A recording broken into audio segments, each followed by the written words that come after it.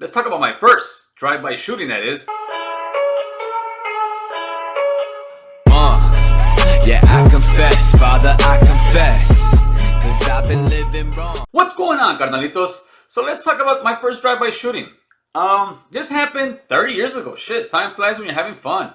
This happened maybe around this time, 1989. I was a 14-year-old kid. I think I was about in 8th grade or some shit. Either way, what you gotta understand first of all is that my brother was from a rival neighborhood. He was from a straight rival gang. So when I got into my neighborhood, there was a couple homies that were a little bit older than me who always thought that I was some kind of spy for that rival gang. They were kind of paranoid and kind of disliked me and were trying to push a little issue on me just because that for that reason. Because back then there was a lot of fucking betrayal, which there is now, but there was a lot more gang members and everybody was kind of spooked because obviously they don't want no spy in the hood. So we're out there kicking it one day in the neighborhood, and some of the homies that were a little bit older than me, they were like probably 3 or 4 years older, like, hey homie, come on, let's go.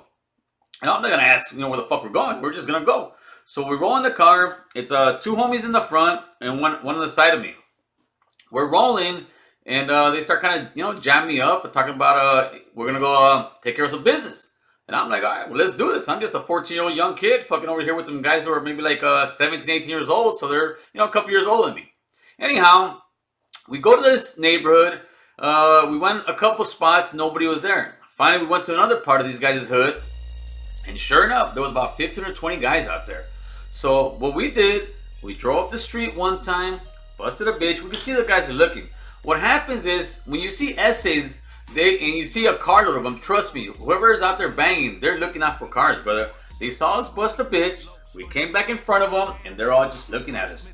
The homie pulls out a strap, the one that was next to me, puts it in between us. We go up the street. Sure enough, we're trying to bait some of these guys to come over. Two guys come. They go, we're driving up like this. They go, they pass us, bust a bitch. So now we're like this, side by side, right? The driver's right there. I could pretty much see him. I'm thinking in my head, damn, I could shoot this guy right now. He's that close. I look at my homie, so give me the gun. He's like, Charlie. He grabs the gun, and then the guy comes and hits us up. Hey, where you want those from? My homie ends up in the front seat, ends up telling him some hood out of LA. That was one thing that a lot of gang members back in those days would do. They would sit there and say some different neighborhood from some different part of town that they knew they'd get along with or just had no beef with. Just pretty much to get people a little more comfortable and catch them slipping. So he told them that. The guy ended up saying, they call me so-and-so, gave up his barrio, and they were like, feed him. They let the guy drive off. My homie busts a bitch, and then the guy who was driving goes, he starts busting on this guy, but he wasn't, you could tell he wasn't in no way, shape, or form trying to shoot the car. He actually shoots up towards the sky somewhat. What it was just they wanted to see if I was down for the hood, if I was down to put in work. But they weren't stupid enough to let a 14-year-old kid shoot this guy when they had never put in work with me before. So if I would have, let's say, shot the guy, killed him, or even wounded him, and then the cops would have gotten it, you got a 14-year-old kid, you don't know. I may have snitched on them. At least that was their mindset at the time, and they were right for not giving me the gun.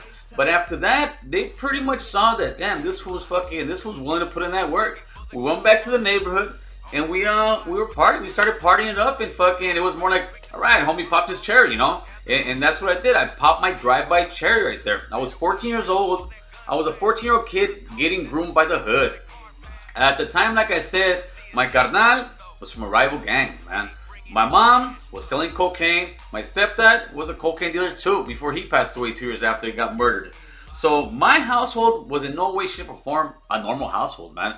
There was no dinner at the table. There wasn't really any too much communication, man. There was you pretty much do what you want to do. It was a kind of a free for all at that stage of my life.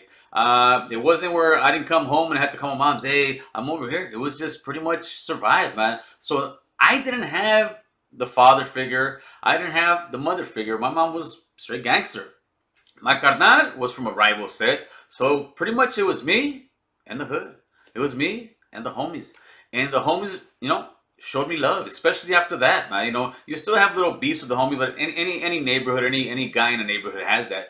But overall, after that, I kind of proved myself to my homies little by little after that. You know, like the first one, like Jimmy said on his interview, man, you get your butterflies, you're all spooked, and it's something new to you. And the longer you go and start doing stupid shit, it becomes normal, man. It becomes a normal part of fucking life. It was a straight warfare back then, especially in the fucking 90s, man. You gotta remember, by 1990, I was 15 years old. So from 90 to 2000, I was in my prime years of the prime gangbanging era. So a lot of times when I hear people say, "Oh man, you weren't about that," oh this, I laugh about it, brother, because all those rap songs from the 90s, where there was Cube, NWA, Tupac, all that shit those guys were rapping about, I lived it, brother. That was the norm to me and to a lot of homies out there. But what I know now from all that is we were wrong, man. We were just trying to get accepted. We're picking up love where we didn't have before, which was in our households, man. But now times have changed, carnalitos. You guys can see what the future holds. It's almost as if there's a door, and I've said this before. There's a door right there, right? I walked to that door. And guess what happened? I fell down the fucking cliff. I got all scuffed up. I lost 6 years of my life. I got shot. I lost homies. All kind of fucked up shit happened. I walked up that cliff. I'm standing in front of that door, brother. And I'm trying to tell you, as a youngster, you as somebody who wants to be in a gang, you as somebody who wants to go fucking shoot somebody because you want to fucking show you that you're tough, your pride, I'm telling you, don't walk to that door, carnal. Because when you walk to that door, all there is a cliff, and it's all the way down, brother. And you got guys like me, you got guys like Dub, you got guys who've been through this shit, homie.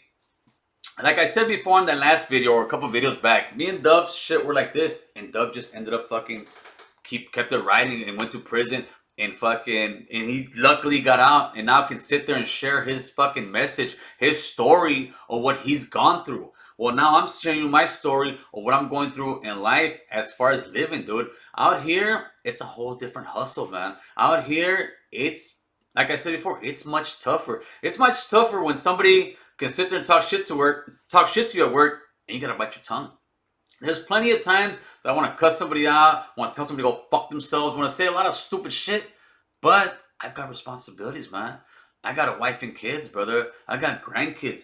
And I'm not going to let my fucking macho fucking pride get in the way and have me go to prison or have me fucking catch a case over some straight dumb shit. And if you think about it, a lot of the times that we caught cases, it was over some straight fucking dumb shit. It was over, over this barrio or that barrio, or this vato looked at me wrong, or, or this fool's fucking with my girl. Just some straight immature stuff. That now, as a 44-year-old guy, dude, I look back and say, fuck, what the fuck was I thinking? But at the same time, I can also put myself in these youngsters' shoes when I see them and I see how lost they are, how much they think that that's the only way, that little box that you're in, that's life. That's not life, homie. Life is out here. I'm living proof. I'm still in my hood. I'm still here. I haven't gone anywhere, and I don't plan on going anywhere. That is just that hood mentality. That's just up here in the brain, brother. And we need to break those fucking chains, carnalito. We need to break those chains for our future generations, homie. Wait a minute, homie. Gil's over here dropping some knowledge on you motherfuckers. You better hit that subscribe button and hit that like button.